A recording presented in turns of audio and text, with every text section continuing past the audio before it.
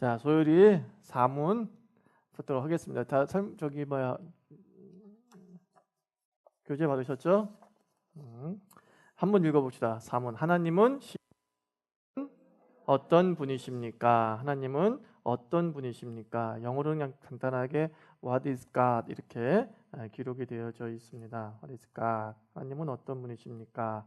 그러면 또 답을 한번 읽도록 하겠습니다. 시작. 하나님은 지혜와 권능과 거룩과 공의 진실에 있어 무한하시며 영원하시며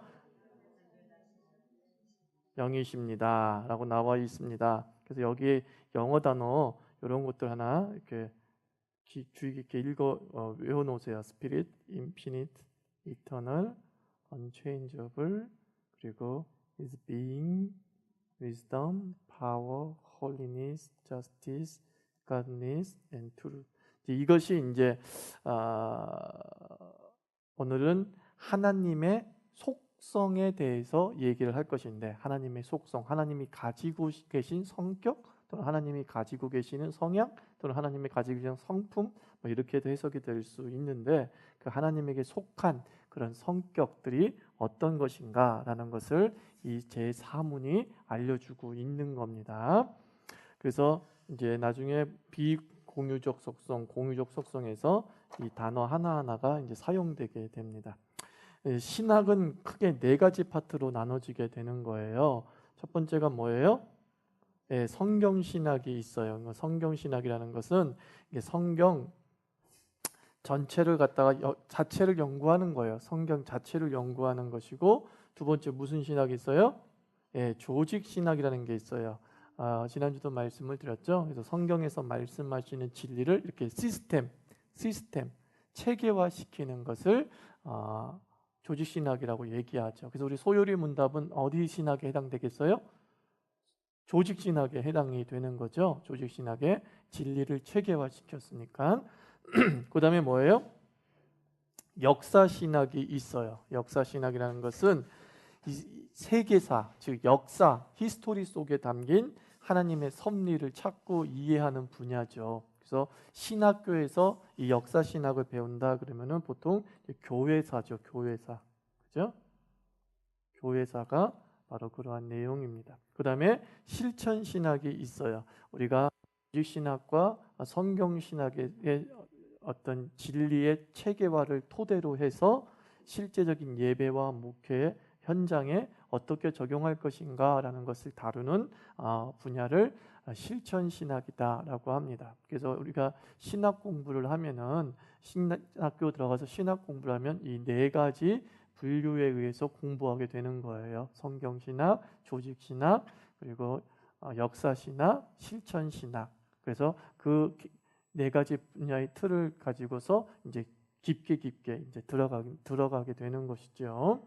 그래서 우리는 이 소요리 문답은 무슨 신학이다? 다시 말씀드리면 조직신학이에요. 근데 이 조직신학은 가장 먼저 다루는 분야가 있어요. 우리 지난주도 이렇게 차근차근 개론을 나눴죠. 서론이 있고 뭐 기독론이 있고 교회론이 있고 종말론이 있고 구원론이 있고 성령론이 다 있는데, 이거 갖다가 순서를 정할 때에 가장 먼저 위에 두는 게 뭐냐면 실론이에요. 그러니까 조직신학 제1장을 공부한다 하면 뭘 배우는 거예요? 실론부터 배우게 되어 있어요. 그러니까 뭐예요? 신학 자체가 뭐예요? 신학이 뭐예요? 신을 배우는 거예요. 그게 신학이란 말이에요. 그러니까 당연히 하나님이 누구신가 라는 것을 먼저 배워야 되는 것이지, 인간이 무엇인가, 구원이 무엇인가 이런 것부터 배울 수는 없는 문제라는 것입니다. 그래서 하나님을 아는 것이 모든 지식의 출발이 된다라는 것을 우리가 기억해야 돼요. 그러면 하나님을 어떻게 알 수 있죠? 하나님을 어떻게 알 수 있죠? 예? 계시로 알 수 있다. 우리가 몇 번 말씀을 드렸죠. 우리는 구도자, 즉 우리가 진리를 추구한다고 해서 진리를 알 수 있어요, 없어요? 사실 알 수는 없어요. 하나님에게 우리가 도달할 수는 없단 말입니다. 그래서 우리는 얼만큼 아느냐? 공부한 만큼 아는 게 아니야. 사실은 우리는 얼마만큼 알아요? 주시는 만큼 알 수 있는 거예요. 우리는 알려주시는 것만큼 알 수 있다라는 것을 우리가 알아야 됩니다. 그래서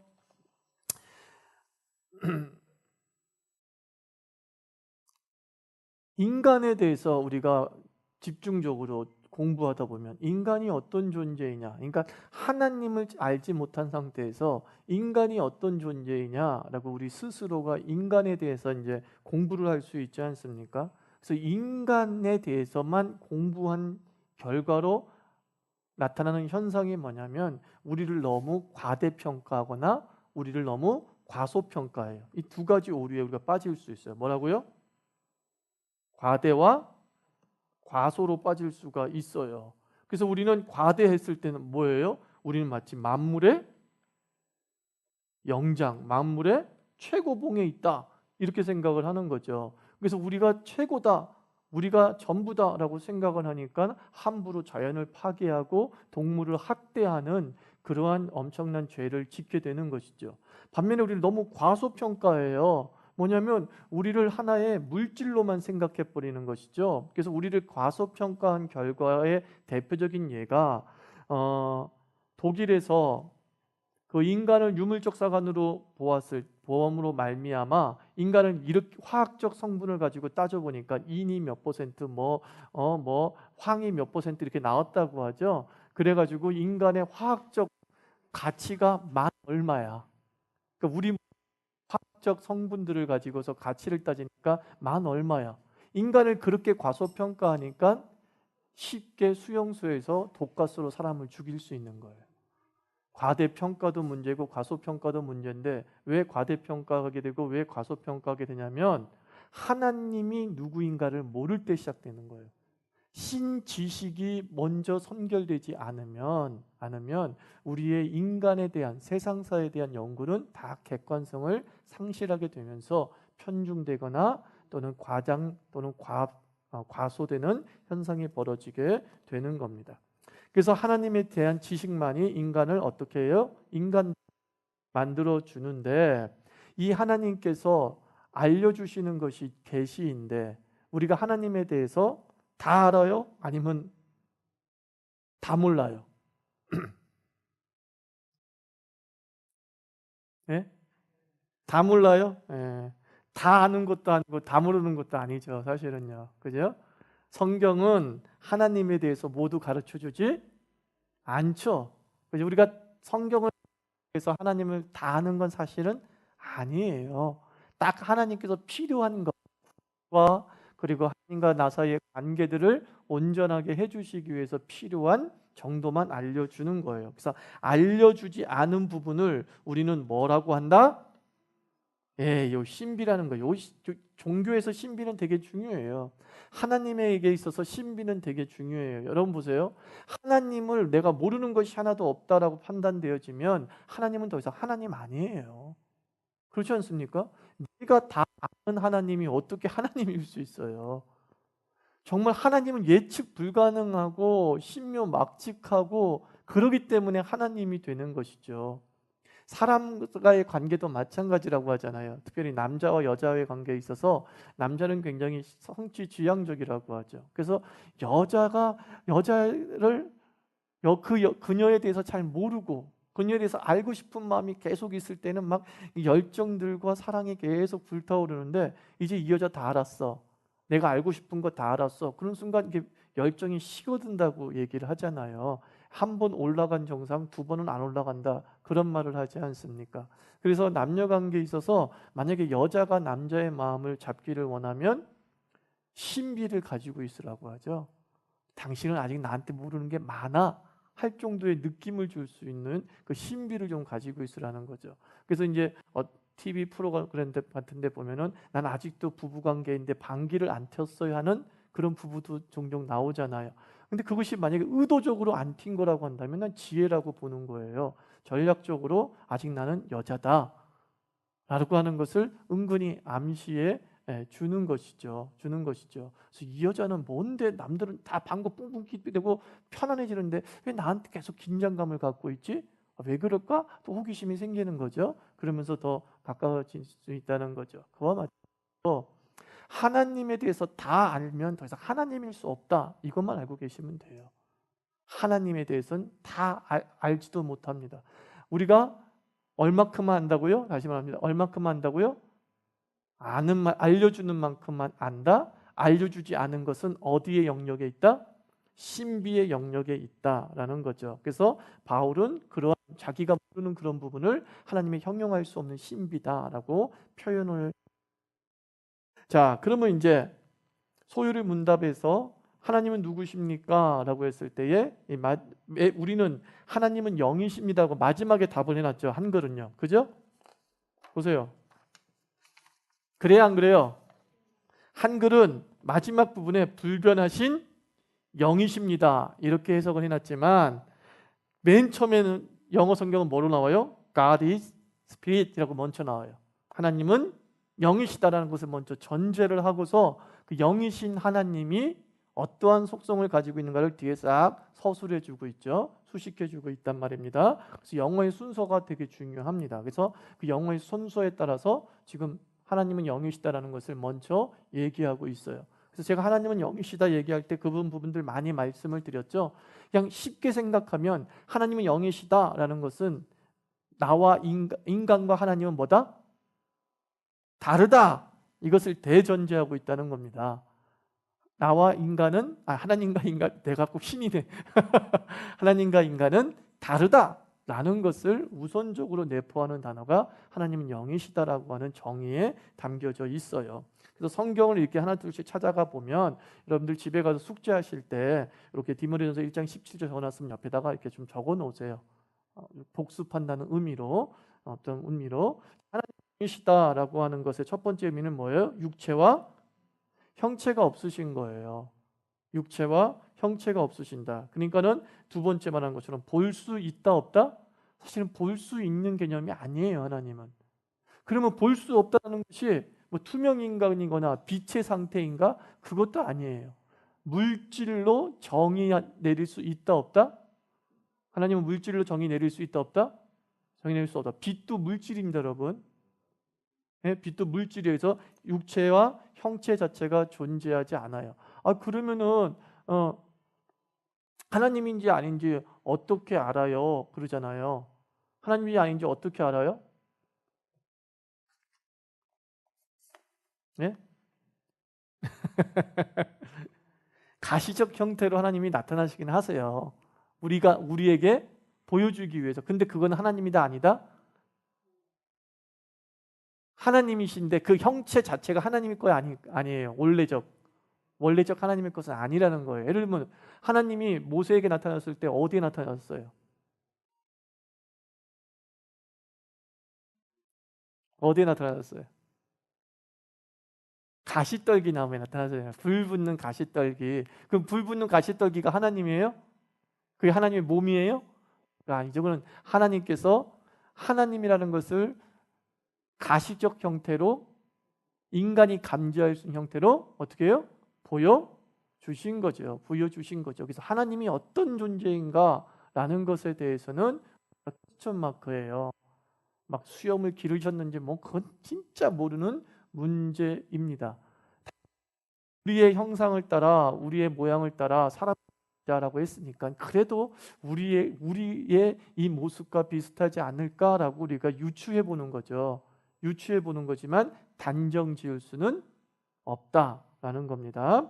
그리고 그 하나님은 죽지 않으시고 그리고 건물에 거하시지 않습니다. 이거 사도행전 17장 24절에 그죠. 하나님은 사람이 만든 그 어떤 건물에도 거하시지 않는다 그런 말씀을 하시죠. 그래서 하나님이 거하시는 어떤 물리적 형태의 건물이 존재한다라는 것은 착각이죠.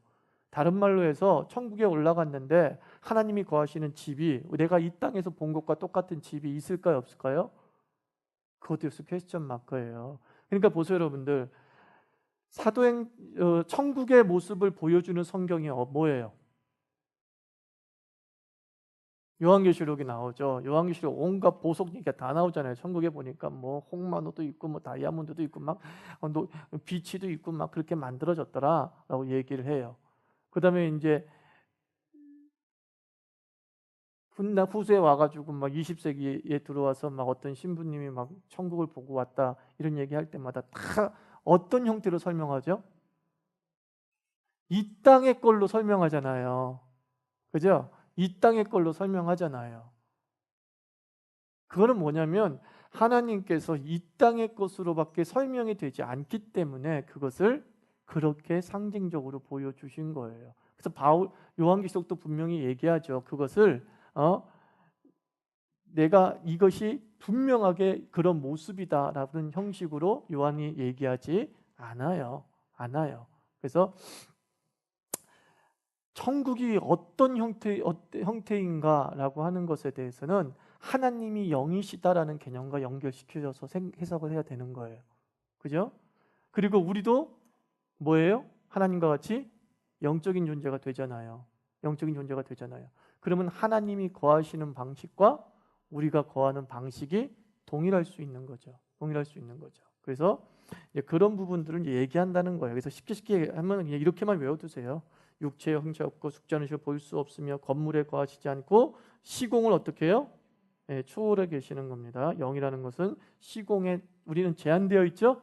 시공에 제한되어 있지만 하나님은 시공을 초월해 계세요. 자, 이렇게 이게 하나님의 영이시라고 하는 대전제예요. 근데 이 하나님의 영이시라는 것을 이해할 때에 앞서 말씀드린 것처럼 이것만 분명히 기억하세요. 하나님은 영이시다 했을 때에 첫 번째 의미는 뭐라고 그랬어요? 제일 우선된 의미는 다름. 예? 누구와 다름? 네, 인간과 다름. 세상 창조적인 것과 피조물과 다름, 이렇게 분명하게 이해를 하셔야 돼요. 그 다음에 이제 하나님의 비공유적 속성과 공유적 속성이 이제 이 제4문의 답에 남아 있는 거예요. 공유적 속성이라는 건 뭐예요? 읽어보세요. 시작. 하나님께서 인간과 나누어 가진 속성이란 말입니다. 원래 하나님의 성품이고 하나님의 속성인데 인간도 그러한 일부분을 가지고 있다는 것을 이제 믿음의 사람들이 알게 된 거죠. 성경에서 하나님은 이러신 분이다 설명하고 있는데 인간에게도 그런 부분이 없지 않아 있거든요. 그래서 그것을 공유적 속성이다라고 얘기하는 거예요. 그러나 하나님의 그 속성을 우리가 100% 공유하고 있는 것이 아니라 맛만 보고 있을 정도예요. 질적 차이가 있습니다. 이거는 동질이 아니에요. 동질이 아닙니다. 질적 차이가 있는 공유입니다. 그럼 비공유 속성은 뭐라고요? 그렇죠. 하나님만 가지신 이것만큼은 인간이 절대적으로 갖고 있다고 말할 수 없어요. 그것을 갖고 있으면 그 사람은 하나님인 거예요. 자, 그럼 한번 이제 하나 둘 살펴봅시다. 하나님의 비공유적 속성. 첫 번째가 뭐예요? 자존성. 우리 소율이 문답에서는 자존성은 얘기를 하고 있진 않아요. 자존성은 얘기하고 있지 않은데 스스로 뭐예요? 존재한다, 그런 뜻이죠. 스스로 존재한다라는 그런 뜻이에요. 이것은 여호와라는 이름에서 나온 신학적 결과물이죠. 여호와는 뭐라고 그랬어요? 모든 신은 이름이 있어요. 그래서 모세가 하나님 당신의 이름을 뭐라고 내가 얘기해야 됩니까? 라고 했을 때 하나님은 이름을 얘기하지 않았어요. 그냥 나는 스스로 있는 자이다 라고 얘기를 합니다. I am I 이렇게 얘기합니다. 그래서 그게 단어가 여호와라는 단어가 된 거예요. 나는 스스로 있는 자니라. 그래서 여호와는 하나님이 주신 이름이 아니에요. 사실은 정확하게 하나님의 이름 여호와가 아니에요. 그냥 뭐예요? 나는 스스로 있는 자다라고 하면서 이름을 얘기하시지 않은 거예요. 그럼 이름을 얘기하지 않았다는 게 얼마나 그 고대 종교에서 중요하냐면 이름은 통제 가능하다는 의미를 가지고 있어요. 내가 그 사람의 이름을 안다라는 것은 그 사람을 내가 통제할 수 있고 내가 그 사람을 두려워할 필요가 전혀 없는 거예요. 여러분 아는 것이 두렵습니까? 모르는 게 두렵습니까? 모르는 게 두렵잖아요. 그래서 모든 신들에게 이름이 다 있었어요. 이집트나 메소포타미아에는 모든 신들에게 다 이름이 있었단 말이에요. 그건 뭐냐면 인간이 신을 조종할 수 있었다는 뜻이에요. 사실은. 그래서 인간이 원하는 신들이었어. 인간이 만들어내서 인간이 자신들의 욕구를 충족해 주도록 조종이 가능한. 그래서 여러분 주문이라는 개념이 존재하죠. 주문이 뭐예요? 이것만 외우면 신이 말을 들어야 안 들어요? 그게 주문이란 말이에요. 종교적 용어예요. 신에게 이것만 얘기해버리면, 요것만 얘기하면 신이 수리수리 마수리 금 나와라 그러면 어떻게 금이 나와. 신이 안 주고 싶어도 신이 줘야 돼. 그 주문에 의해서. 그래서 하나님께서 너희는 중언부언하지 말라라고 했을 때 그 중언부언이 제가 뭐라고 그랬어요? 너희는 주문 외우듯이 하나님께 기도하지 마라 라는 거예요. 그러니까 너희가 하나님을 조종할 수 있을 거라고, 네가 기도한 대로 다 될 거라고, 그래서 하나님은 다 들어줄 수밖에 없다라고 뭐하라? 착각하지 말라 이런 뜻이에요. 뭐 반복해서 주여 주여 주여 하라는 그런 뜻이 아니란 말이에요. 주문 외우듯이 이것만 하면 이렇게 된다라는 공식화된, 그래서 하나님을 부르는 자에게 완전히 종속되어져 있는 의미의 행위들을 하지 말라라는 거예요. 그게 주문이란 말이야. 그게 주문이고 그게 중언부언이란 말이야. 그래서 하나님은 누구에게서 출발하지 않았다는 게 중요한 거예요. 누구에게 출발하지 않았다. 하나님 자신이 출발이고 하나님 자신이 뭐예요? 시작이에요. 시작.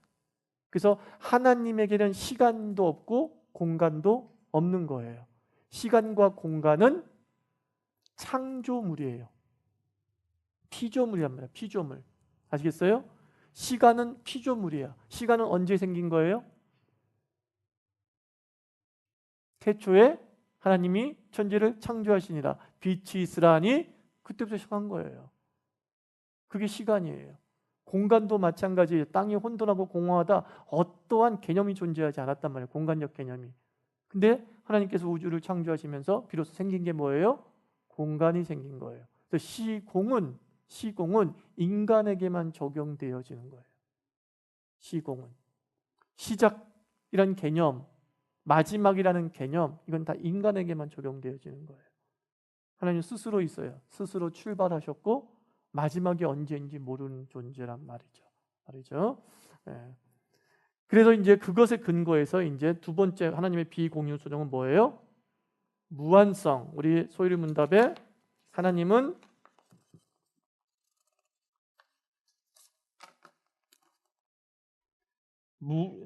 God is spirit infinite라 적혀 있죠? 맨 처음에 여기요. 우리는 무한하시며라고 하는 단어로 욥기 11장 7절 9절에 근거해서 표현하고 있어요. 무한하시며. 그러니까 무한하다는 것은 모든 제약에서 자유로워서 한계가 없다, 그런 뜻이에요. 좀 공간적 의미로 따지면 하나님의 편재성과 광대성이에요. 편재는 뭐예요? 하나님은 어디에나 계시다. 광대성이라는 건 뭐예요? 너무나 넓다는 거죠. 그 크기를 가늠할 수가 없어요. 가늠할 수가 없어요. 우주가 아무리 크더라도 하나님은 우주를 어떻게 해요? 넘어섰다니까요. 넘어선 존재예요. 공간적으로. 무쇠부재한 거예요. 그래서 시편 139편은 그 유명한 말씀이잖아요. 내가 음부에 거할지라도, 내가 바다 깊은 곳에 갈지라도 하나님은 어디예요? 거기 계시며, 이렇게 말씀해 주고 있죠. 그래서 무한성이 주는 은혜가 뭐냐? 하나님의 이 인피니트 은혜는 하나님을 만나지 못할 곳은 있다 없다? 없다는 거예요.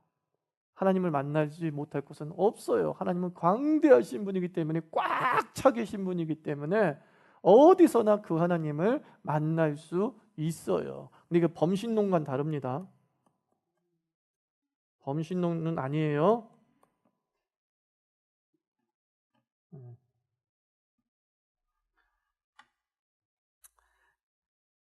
그다음에 세 번째 뭐예요?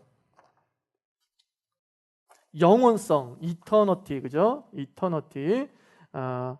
두 번에 나오죠. 이터널이라고 나오죠. God is spirit, infinite, eternal. 이렇게 한쪽에 딱 내놓고 보세요. 영원성이에요. 영원성. 영원성이라는 거는 처음도 없고 끝도 없는 상태를 영원이라고 그래요. 그래서 하나님에게 적용되어진 시간 개념을 제가 요한복음 설교할 때 뭐라고 했어요? 영원. 하나님의 속성이야. 하나님에게 해당되어지는 거예요. 그 영원이라는 것은 끝도 없고 시작도 없는 거예요. 근데 하나님께서 그 영혼을 우리에게 어떻게 하죠? 예수 그리스도를 통해서 분여하시는 거예요. 너도 나의 시간에 동참하라. 그러니까 구원은 뭐예요? 시공간의 제약을 벗어나기 시작하는 거예요. 구원이라는 거. 우리가 시간의 제약을 받고 공간의 제약을 받는 것에서 우리가 벗어나게 되는 거죠. 그래서 하나님의 그 영원성에 동참하게 되는 겁니다. 그래서 영원성 속에 참 재밌는 말씀이 시편 31편 15절 말씀이란 말이에요. 시편 31편 15절에 한번 같이 읽어볼까요? 시작. 내 시대가 주의 손에 있사오니 내 원수와 핍박하는 자의 손에서 나를 건지소서. 자 보세요. 시간 1분 1초도 다 하나님의 거야. 그런데 여기서는 시대라는 얘기까지 해요. 시대. 시대는 뭐죠? 한 사람의 인생을 끊어놓은 걸 시대라고 하는 거예요. 우리가 한 시대를 풍미했다 그러죠. 그때 그 한 시대라는 개념은 내 인생의 연수와 관련되어진 거예요. 내가 직접 보고 내가 직접 체험할 수 있는 시간의 압축을 시대라 그러는 거예요. 성경에서의 한 시대는 40년으로 보죠. 한 사람이 자신의 시대를 요약할 때 40년 정도로 요약을 하는 거예요. 요약을 하는 거예요.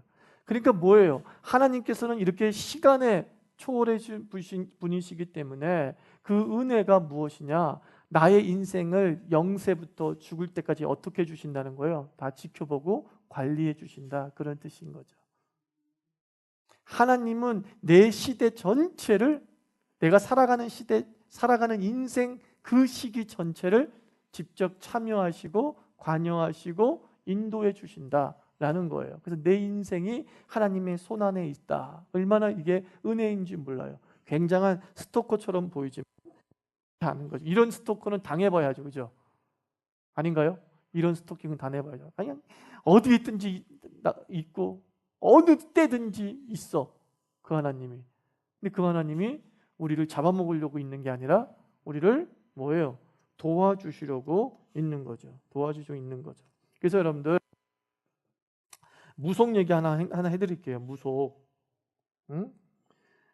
자, 여러분 점쟁이가 내 과거를 맞춰요, 못 맞춰요? 예? 과거를 맞춰요, 못 맞춰요? 과거 맞춰요. 귀신이 내 과거를 알아요, 몰라요? 내 과거 알아요. 그래서 과거를 맞추는 거 놀라워하지 마세요. 저도 정보력만 조금 있으면 여러분의 과거 맞출 수 있어요. 빅데이터를 다 저장해 놓고 있으면. 과거를 맞췄는데 미래를 맞출까요? 예? 이거 못 맞춰요. 이게 무슨 뜻이냐면 하나님 외에는 시간에 모두 어떻게 돼요? 제약을 받고 있어요. 하나님 외에는. 응? 하나님에게는 과거, 현재, 미래가 존재해요, 안 존재해요? 존재하지 않아요. 그 하나님은 이게 시퀀스, 연속성이 아니야. 하나님의 시간은 피조물에게만 연속성이에요. 연속성이에요. 그래서 하나님은 막 동시에 나의 과거와 현재와 미래를 보는 거예요. 보는 거예요. 하나님의 이렇게 눈을 딱 보면요. 예를 들면은 그런 거예요. 그런데 피조물은 절대로 미래를 볼 수 있어요, 없어요? 미래를 못 봐요. 어떻게 될지 몰라요. 마찬가지로 사탄이 미래를 봐요, 못 봐요? 못 봐요. 하나님이 어떻게 그 미래를 만들어갈지 몰라요, 못 봐요. 무슨 소리? 사탄도 알 거 아니에요. 사탄도 영물이잖아요. 아니에요. 사탄은 영물인데 사탄은 더 중요한 건 피조물이에요. 천사들도 피조물이에요. 자존하신 분은 오직 누구밖에 없어요? 하나님밖에 없어요. 천사도 자존했으면 천사는 신이지. 하나님과 동격이잖아요. 하나님은 자존하시면서 하나님께서 자신과 함께 섬길 자들을 창조하신 거예요. 창조하신 거예요. 아시겠어요? 근데 바로 그 천사가 타락해서 뭐가 된 거예요? 사탄이 됐잖아요. 근데 뭐라고요? 수많은 부하들을 데리고 있기 때문에 우리의 일거수일투족을 자기네 빅데이터 저장하잖아요. 너 옛날에 뭐 있었다 다 얘기하잖아요. 그죠? 얘기를 하잖아요. 그리고 난 다음에 그걸 토대로 해서 꼬시는 거죠. 이제 내가 너 각오까지 하니까 미래는 모르겠냐 하고 미래는 얘기해 주는 거죠. 그리고 우리가 거기에 홍 넘어가게 되는 거예요.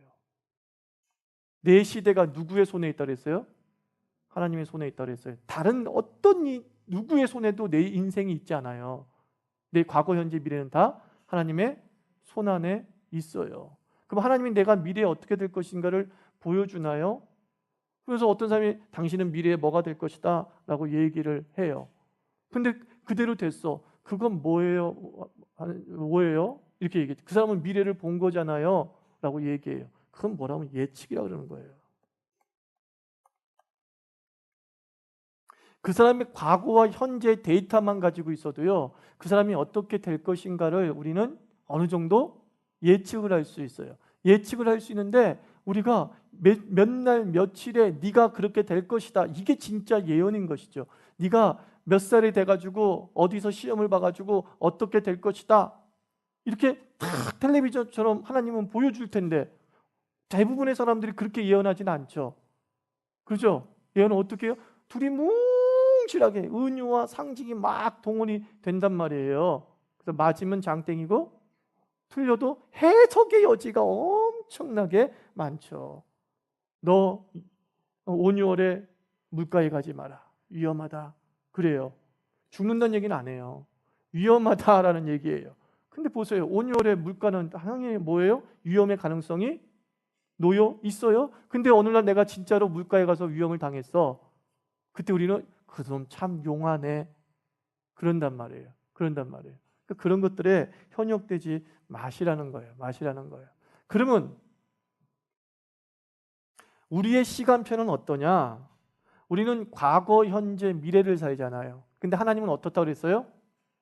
초월적이라서 시간을 넘어서기 때문에 하나님에게는 우리 인생 자체가 과거, 현재, 미래가 그냥 하나로 통째로 보인단 말이에요. 통째로 보인단 말이에요.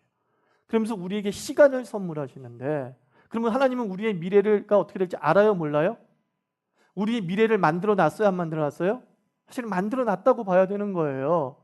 그럼 이렇게 되는 거예요. 우리는 어떻게 되냐? 거꾸로 내려가게 돼요. 하나님의 궁극적인 목적이 있어요. 그 궁극적인 목적이 현재와 과거로 보이는 거야. 그러니까 네가 지금 살고 있는 그 모습이 뭐예요? 미래의 모습인 거예요. 미래는 이렇게 정해져 있어. 내가 살아온 모습을 보니까 미래가 될 거라는 게 아니라 미래의 어떤 모습이 지금의 과거와 현재를 만들어내는 거예요, 사실은.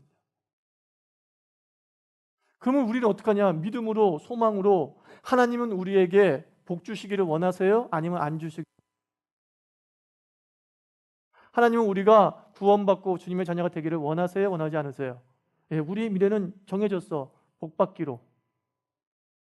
복받기로 정해져 있기 때문에 그 사람은 현재와 과거 속에 그 복받을 수밖에 없는 현재를 살고 그 복받을 수밖에 없는 과거를 살아왔더라는 거야.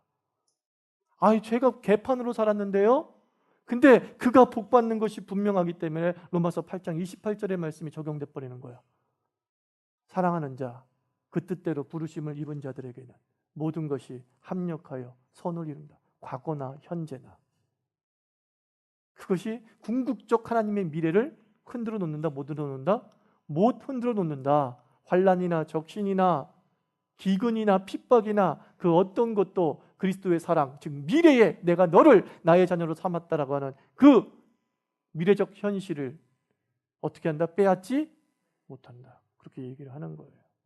그래서 아이씨, 나 대충 살았는데 뭐 미래 개판되는 거 아니야? 아니, 여러분, 다시 말합니다. 여러분의 미래는 어떻게 살았는지 모르겠지만 여러분의 미래는 뭐예요? 하나님의 복을 받을 충분한 그릇이 됐다라는 거예요. 그 계획되어 있다. 아, 그럼 막 살아도 되네요? 이 미래를 아는 사람은 막 살지 않아요, 사실은요. 이 하나님의 미래를 믿는 사람은요, 그 미래의 꿈이 우리를 막 살게 하지 않아요, 절대로. 막 살아도 되네요라고 묻는 사람 치고 막 사는 사람 또 없어. 괜히 찝찝해가지고 더 열심히 살고 그래요. 여러분들 그렇잖아요. 야, 내년에 1억 적금을 받을 날이 정해졌어. 그러면은 오늘 적금 보여 안 보여? 붙잖아. 더군다나 3개월밖에 안 남았어. 그럼 보여 안 보여? 더 적극적으로 부죠. 아유 어차피 내가 뭐 안 부나 안 부나 뭐 마찬가지지. 이게 이 시대가 하나님의 손에 있다. 그래서 하나님은 우리를 하나로 묶어서 바라보시기 때문에 우리의 모든 시대를 이렇게 이끌어 가신다. 그리고 그런 영적 이단들의 그런 쓸데없는 과거 맞추기로 미래까지 내 인생을 담보 잡힐 필요가 없다라는 거예요. 내가 분명히 예언하지만 여러분은 하나님 안에서 복 받을 줄 믿습니다. 예언합니다. 예언합니다. 네. 불변성이 있어요. 그 다음에 하나님의 불변성은 unchangeability라고 얘기를 하고 있습니다. 야고보서 1장 17절 읽어볼까요? 시작.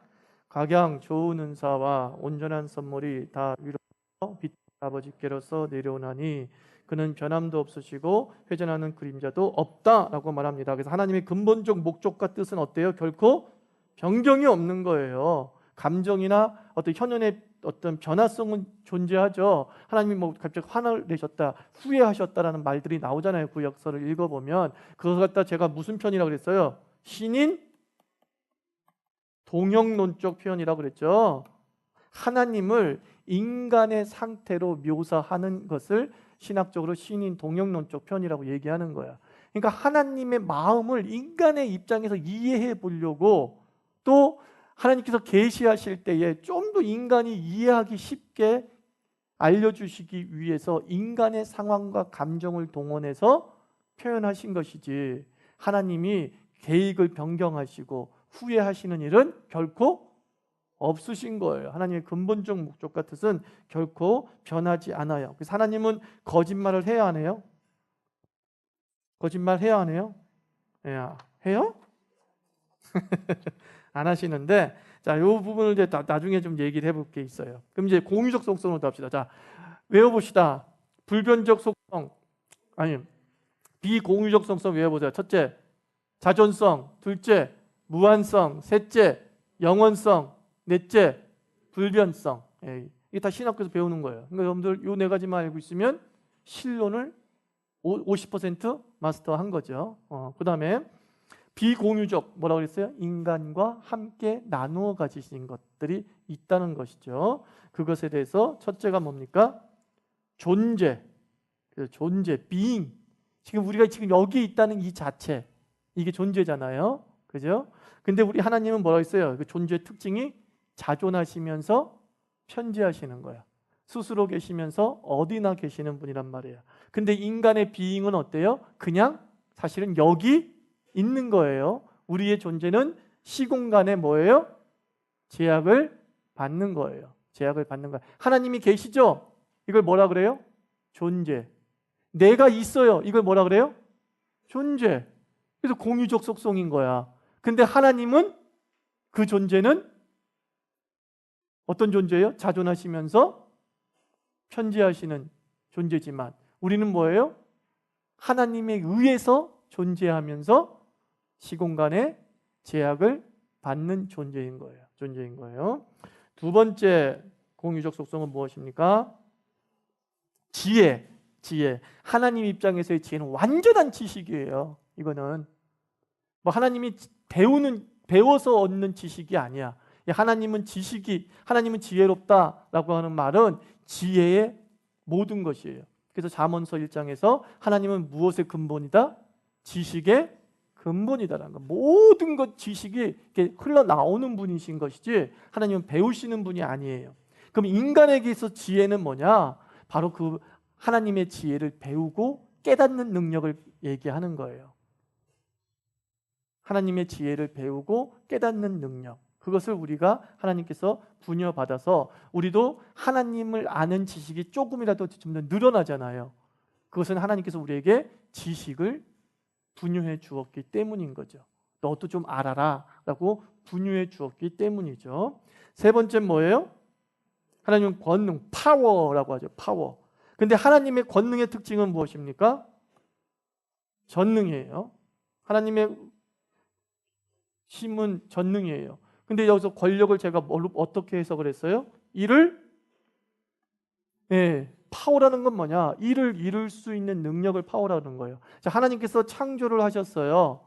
빛이 있으라니까 빛이 있었어요, 없어요? 있었어요. 사람이 있으라니까 사람이 있어요, 없어요?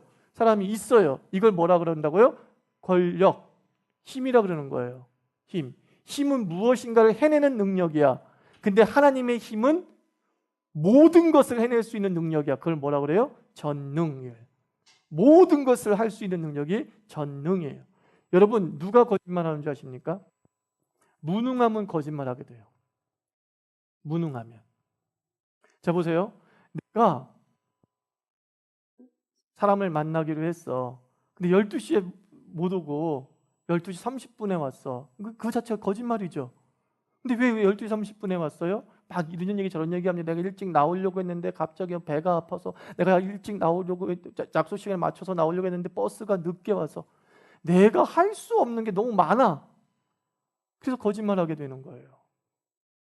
하나님이 거짓말하지 않는 이유는 뭐냐면 하나님은 자기가 말한 걸 할 수 있는 능력이 있기 때문이에요. 내가 너 사랑한다. 근데 우린 때로 거짓말쟁이 될 수 있잖아. 너 몇 개월 전에 나 사랑한다면서 왜 나한테 헤어지자 그래? 이 거짓말쟁이야. 사랑하는 것조차도 우리는 어때요? 무능해요. 무능해요. 그러니까 거짓말쟁이가 되고 싶지 않으면 능력이 있으면 돼요. 뭔가 해낼 수 있는 능력이 있으면 돼요. 근데 하나님께서 이 능력을 우리에게 주시는데 그 능력을 주시는 이유가 뭐냐면 우리에게 뭘 주기 때문에 능력을 주시냐면 사명을 주시기 때문에 능력을 주세요. 사명이 뭐죠? 일이잖아요. 일. 주께서 일을 주셨단 말이에요. 너희는 생육하고 번성하고 땅에 충만하는 일을 주셨단 말이야. 그러니까 그 일을 감당해내기 위해서 주께서 같이 주시는 힘이 뭐예요? 파워를 주시는 거예요. 그 일을 너는 해낼 수 있어 라는 겁니다. 그래서 우리가 사명을 받고 힘을 달라고 기도하는 것처럼 모순이 없어요. 하나님이 우리에게 사명을 주심은 더불어 무엇도 동시에 주셔요? 힘도 동시에 주세요. 그래서 사명을 받을 때는 힘을 주세요라고 하는 기도를 드리는 게 아니라 하나님 아버지 순종할 수 있게 해주세요라는 거죠. 이걸 내가 받아들이게 해주세요. 주님의 뜻으로 내가 받아들이게 해주세요. 그 받아들이는 그 순간 우리는 내가 그 일을 할 수 있구나. 할 수 있는 힘이 이미 있구나 라는 것을 확인하게 되는 거예요. 한번 멀리 선교라도 가보자. 그게 하나님의 뜻이면 내가 못할 것 같은데 해봤어. 근데 됩니까 안 됩니까? 내가 되는 거야. 멀미도 안 하네. 그게 다 뭐예요? 하나님이 주시는 능력 때문이에요. 네 번째 속성은 뭡니까? 거룩, holiness, 절대적인 깨끗함, 죄가 없는 상태, 이것을 얘기하죠. 그래서 하나님은 내가 거룩한 이기 11장 1절에서 내가 거룩하니 너희도 거룩하라 라고 말씀했어요. 그래서 우리가 절대적으로 깨끗할 수는 없죠. 이제 이 거룩의 히브리어가 뭐예요? 코데소예요. 악으로부터 분리되고 악과 구별되어진다 라는 뜻을 가지고 있어요.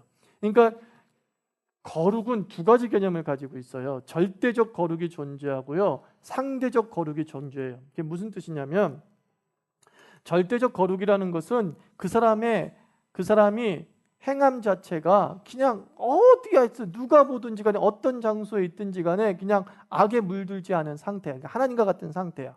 상대적인 거룩이라는 건 무엇이냐면은 내가 그곳에 있으므로 그곳에 죄악이 드러나는 것을 상대적 거룩이라고 그래요. 비교가 돼서. 그러니까는 빛이 어둠에 들어가면 어떻게 되죠? 어떻게 돼요? 그 어두운 공간에 어떤 물건이 있었다는 게 드러나잖아요. 보여지잖아요. 빛의 기능이 그거잖아요. 어둠을 물러나게 하는 것이 빛의 기능이라고 보다는 빛은 무엇인가를 보이게 만들어요. 보이게 만들어요. 어둠은 뭐예요? 무엇인가 보지 못하게 만들어요. 어둡게 만들어요. 깜깜하게 만들어요. 장님으로 만들어요. 죄가 그런 거예요. 그래서 우리 크리스찬들이 하나님의 거룩을 본받게 되고 거룩의 속성을 가졌다는 건 뭐냐면 크리스찬들이 어느 사회에 섰을 때에 그 사회가 너무 더럽다는 게 드러나 버리는 거야. 그 전까지는 몰랐어. 왜? 똑같은 죄인이니까 이게 죄인지 아닌지 알아요, 몰라요? 서로 모르고 있었던 거야. 근데 어떤 한 사람이 딱 우리 마을에 들어왔는데 그 사람 때문에 우리가 정말 더럽게 살았구나라는 것을 알게 된 거예요. 이거 뭐지? 이게 상대적 거룩이에요. 하나님이 우리에게 요구하시는 게 상대적 거룩이에요. 죄를 죄되게 드러나게 하는 거예요. 우리가 주님을 온전히 닮아가면요, 내 주변의 사람들이 못 견뎌해요. 자기가 너무 죄 짓고 있다는 사실 때문에. 내가 진짜 잘못 살고 있구나. 죄를 보고 있으니까. 저 자유교회 교인을 보고 있다 보니까 내가 정말 잘못 살고 있구나. 부끄럽구나. 그들이 자기도 모르게 느끼는 거죠. 그러면서 우리를 어떻게 해요? 사실 불편해해요. 죄는 거룩을 불편해해요. 거룩은 죄를 싫어하는데 죄는 거룩을 불편해해요. 저렇게 사는 건 맞는데 부담돼. 이런 거야, 이런 것. 자, 그 다음에 5번째 하나님의 속성은 뭐예요? 공의요. 공평하심이에요. 하나님에게서 공의는 뭐냐면 하나님의 거룩의 사명을 감당하는 사람에게 베풀어 주시는 하나님의 상과 벌이에요. 그것에 있어서 하나님은 매우 공정하시다라는 거예요. 공정하시라는 거예요. 그가 주의 뜻대로 살았는가 살지 못했는가, 거룩하게 살았는가 거룩하게 살지 못하는 것에 대해서 하나님은 한치의 기울어짐도 없이 상벌하시는 거죠. 상벌하시는 거죠. 우리가 은혜로 구원받지만 우리가 저지른 악행에 대해서는 반드시 이 땅에서 보응이 있어요. 책임지고 가야 돼요. 그게 공의예요. 우리에게도 이 공의가 통해요. 천국은 누구나 가요. 천국에서 보응은 없어요, 여러분들. 보세요. 천국에 갔는데 어떤 사람이 그런 얘기 하잖아. 우리 부흥사 때 많이 들었던 얘기잖아요. 어떤 분 천국에 갔더니만 하나님 잘 섬겨가지고 금면류관 쓰고 하나님 대충 섬겨가지고 개털모자 썼다는 얘기잖아요. 그런 천국 가고 싶다 그랬어요? 안 가고 싶다 그랬어요? 천국이조차도 차별하는데 내가 왜 거길 왜 가? 천국은 이 땅과 다른 곳이라면서요. 지고의 행복이 있는 곳이라면서요. 하나님은 은혜로 우리에게 구원을 베풀어 주었어요. 죄의 경중에 관계없이. 하나님은 모두에게 금면류관 주시는 거죠. 모두에게 금면류관 주는 거죠. 근데 살아온 동안에 형벌은 천국에서 하나님께서 형벌을 하시는 게 아니에요. 이 땅에서의 삶은 이 땅에서 하나님이 다 심판하세요. 다 심판하세요. 다윗도 죽어서 심판했어요. 하나님이 살아있을 때 다윗 다 심판했어요. 너 왜 강간했어? 너 왜 간음했어? 살아있을 때 다 하나님이 보응을 했어요. 죽은 다음엔 그런 거 아니에요. 그래서 하나님께서 내 삶에 대해서 어떻게 나를 정화시켜 나갈 것인가, 상으로 정화시킬 것인가, 벌로서 정화시킬 건 모르겠어. 어떤 식으로 하실지 사람마다 다 달라. 근데 분명히 얘기합니다. 보응은 있어요. 어디에서? 이 땅에서 반드시 보응은 있어요. 그래서 이왕이면 어떻게 해요? 좀 잘 살았으면 좋겠어요. 좀 상 받고 살았으면 좋겠어요. 우리 그리스도인들이 하나님의 뜻을 행한다고 우리가 못 살게 되는 거 아니잖아요. 그죠? 더 하나님이 뜻대로 살면 살수록 하나님이 더 우리에게 은혜를 공급하고 능력을 공급하고 하늘의 무한한 은사를 공급해 주시지 않습니까? 그걸 믿고서 우리가 좀 세상에 타협하고 지저분하게 사는 것을 좀 단호하게 끊을 줄 알아야 되는 거예요. 알아야 되는 거예요. 그리고 마지막 뭐죠? 선함. 이건 뭐 그냥 나갑시다. 사랑, 은혜, 긍휼, 오래 참음으로 표현된다. 우리도 구제하는 마음 다 있잖아요. 그죠? 구제하고 싶은 마음 다 있잖아요. 그리고 진실. 하나님은 거짓이 없어요. 약속을 반드시 지키세요. 근데 왜 하나님은 이렇게 거짓이 없을 수밖에 없다고요? 전능하시기 때문에 그래요. 다 말한 대로 다 하실 수 있는 분이기 때문에 말한 대로 사는 게 진실이잖아요. 그죠? 생각한 대로 사는 게 진실이잖아요. 근데 하나님은 전능하시기 때문에 이 진실과 전능은 같이 가는 거예요. 그래서 여러분들 진실과 전능은 같이 가요. 거짓 없음과 전능하심은 반드시 같이 갈 수밖에 없는 거예요. 자, 이런 것들이 이제 하나님의 속성. 자, 공의적 속성 또 같이 읽어볼까요? 첫째, 존재. 둘째, 지혜. 셋째, 권능. 넷째, 거룩, 다섯 번째 공의, 여섯 번째 선함, 일곱 번째 진실. 그래서 여러분들 공의적 속성과 비공의적 속성 요 첫 머릿말만 다 외워놓으셔도 돼요. 그러면 나중엔 다 머릿속에 떠올라. 자, 한번 다시 복습해 봅니다. 하나님의 공의적 속성의 첫 번째 자존성, 두 번째 무한성, 세 번째 영원성, 네 번째 불변성, 네 가지 비공유적 속성.